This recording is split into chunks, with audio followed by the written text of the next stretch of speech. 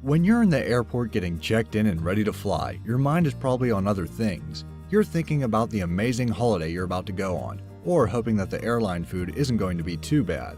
You're probably not wondering why the airport is designed the way it is. The fact is, in airports, nothing is an accident. Everything you see in an airport has a purpose. Here's our top 10 ways airports are designed the way they are and why. Amazing! Number 10. Signs. When you're at the airport, you rely on signs to point you in the right direction. As a result, a lot of thought has gone into them. 75% of signs in airports are in the fonts Helvetica, Frutiger, or Clearview. These fonts are all sans serif, so they're easier to read from a distance. The size of the font is important too. Guidelines say every inch of height added to a letter adds an extra 40 feet to its visibility. So a 3-inch high letter would be visible from 120 feet away. Many airports have their own house style of signs, such as a specific shape or color scheme. This subliminally keeps the traveler on the right track. If the signs look different, you're probably in the wrong place. Finally, new airports tend to be designed with big windows which let in a lot of natural light. I'll explain why later. This means that LED screens showing flight information have to be very high powered, so travelers can read them easily. Number 9. Walkways. As you'll see, the reason for many of these designs being the way they are is to prize as much money out of the traveler as possible. Airport designers try every trick in the book to try and get us to spend when we're about to fly. One especially sneaky trick is installing walkways that curve from right to left. The reason for this is that most humans are right-handed. Most countries drive on the right, and we spend more time looking right than left. If you're right-handed, you will pull your suitcase with your right hand, and will involuntarily walk to your left because of the imbalance. So, if the walkway curves to the left, it's easier for you to walk on it. Plus, if the shops are on the right side, your head will turn that way and you're more likely to see them and buy things. Deviously clever. Number 8. The Golden Hour. Still on money making, let's explain the concept of the Golden Hour. The Golden Hour is what airport managers call the first hour after you've cleared security. You've checked in your luggage, and you've completed the queuing and rigmarole of going through security. You feel like the weight is off your shoulders. This is the hour when you may want to spend some serious money, and the airports want to make it as easy for you as possible. Sometimes, however, their methods stray into the realms of subliminal coercion. The shops use black glittery floor tiles that draw the eye. In Birmingham Airport, they even use these tiles to lead you past the duty-free shop. Also, in many airports, the first shop you see once you clear security is the duty-free and the perfume section. This is because in those precious euphoric first few seconds of the golden hour, they want you to see the products with the biggest profit margin, expensive designer perfume. Number 7. Windows and lights. Modern airports tend to be designed with lots of glass, such as this one in Indianapolis. Everywhere you turn in new airports, there are huge windows, especially once you're through security, where you can usually look straight onto the tarmac. There are a number of reasons for this trend. Firstly, people like natural light. It's de-stressing.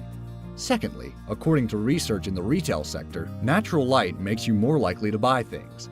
Finally, it helps people find their way. One of the main aims of airport design is wayfinding, helping people navigate their way from the door to check in, through security, to their gate, and onto the plane as easily as possible. A big window telling you where the planes are seems to really help with that.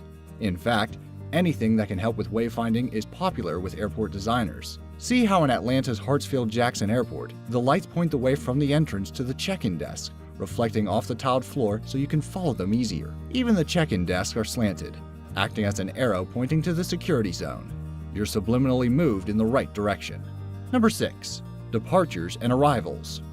In most airports, certainly the larger and more modern ones, arrivals is on the ground floor and departures is on the floor above. The main reason why this design works is gravity. Planes land on the ground full of suitcases, and it's a lot less effort to move the luggage downwards from the plane to the ground than it would be to move it up to a higher floor. Another reason is that people spend more time with departures than arrivals, so they need more space. The space for departures can extend upwards when the airport wants to build more places for you to spend money. When people arrive at an airport, they just want to get their luggage and leave, and the design of the airport reflects this. No bright lights, flashy shops, or seating areas.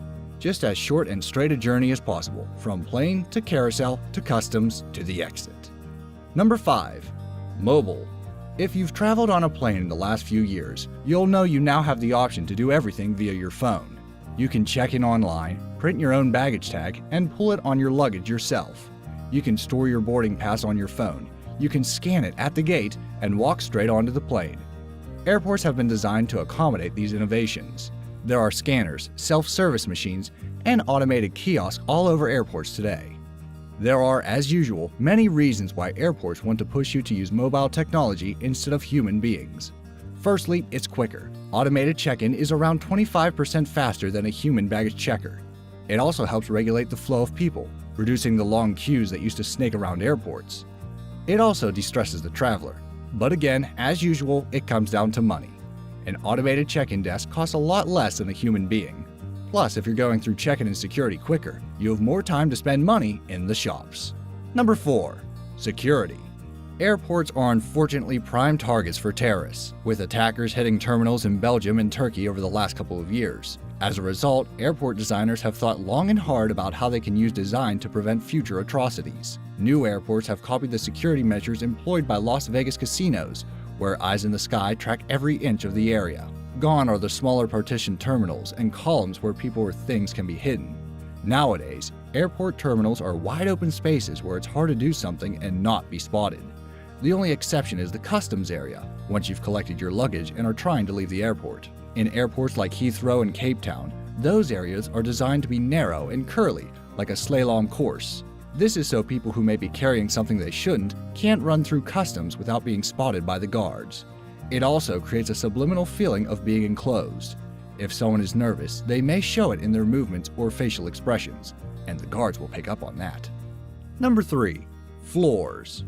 Even the floors in airports are designed for a purpose. Firstly, there's wayfinding. In Atlanta, the floor tiles at check-in are colored to lead you through the airport to the ticket counters.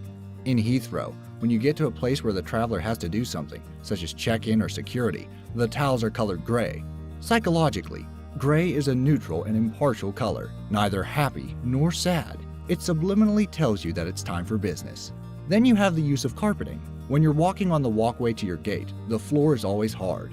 When you reach the gate, it's always carpeted, with seating freely available. This has 2 purposes. When you see carpet and chairs, you subconsciously feel relaxed. This is a good way to feel before you get on a long flight. Also, it tells people where to sit for maximum efficiency.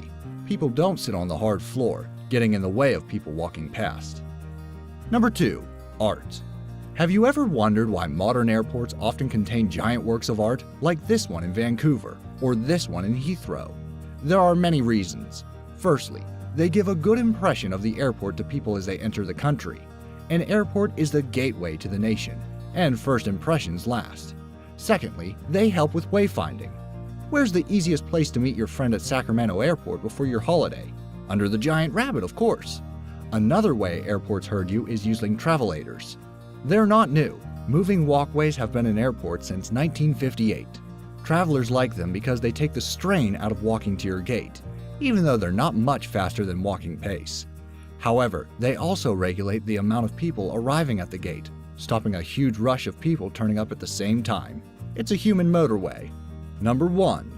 Queues. When you go to the airport, you're going to have to queue. It's a fact of life. No one likes to queue, except maybe the British. When people queue, their stress levels rise. They get anxious. That's not the kind of mood you want to be in an airport. In an attempt to make the queuing slightly more bearable, most airports now operate a single queuing system. There's serpentine, snaking around the security hall, passport control, or check-in area. Gone are the days where there are 10 check-in desks or 10 smaller queues. The reason for this is that it's fairer. The first people who join the queue are the first to be attended to. It relieves anxiety, as you're not looking at the other queues wondering whether you should have joined a different one. It stops queue jumping and people swapping around between the lines, causing arguments and accidents. All in all, it makes the queue a better place. Which design element did you find the most interesting? Can you think of any more? Leave me a comment down below to let me know. Also, if you enjoyed this video, make sure to subscribe and click that bell icon to stay updated. Thanks for watching.